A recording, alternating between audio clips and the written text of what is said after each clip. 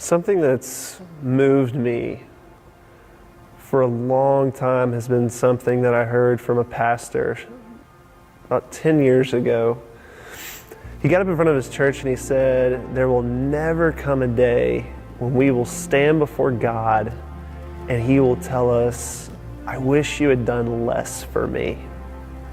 Now, a really good, self-check that you can give to yourself is, does this statement worry you or scare you, or does it liberate you? And perhaps that's a good barometer to figure out where you're at in your decision-making process. If you have decided to be a follower, then that statement should liberate you. That statement should be a green light to participate in the life that God has lined up for us in so many different ways.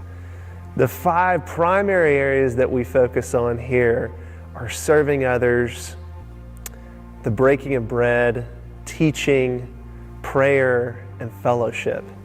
If you break all of those 5 things down, you really come to 2. It's spending time with others and spending time with God. That should be something ultimately that liberates you. We live in a world where people are constantly having things that need to get done, and so often we are fighting for our downtime. And so we come into places like a church, and one of our first thoughts is, I really hope I don't have to do more than what I'm already doing.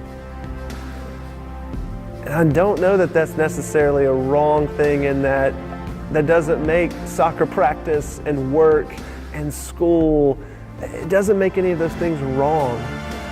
But ultimately, what the word comes back to that we focus on is devote. Are we devoting ourselves? Are we putting God ahead of all those things at the end of the day? When I think about my relationship with God and what it means to be devoted to Him, something that I think about, and something that Paul even references when he writes, is my relationship with my wife.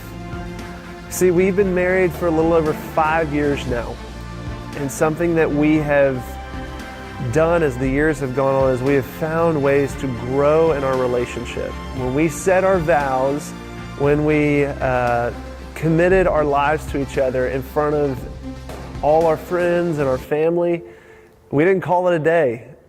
That wasn't the last time I spoke to my wife. That wasn't the final time I hugged her or kissed her or held her hand or told her that I loved her. I think in so many ways, God chose to give us this analogy too of how the church is the bride of Christ. And so if we as a church are married to Jesus Himself, then it's an opportunity for us to ask ourselves, like Paul talks about, if we are sincerely devoted to Him, in which we're not thinking, what are things that will keep Him from annoying me or getting on my nerves? We're thinking of ways to say, how can we show God that we are so in love with Him? Because there is a God who has been showing us that He loves us a long, long time before the thought of us ever came into existence.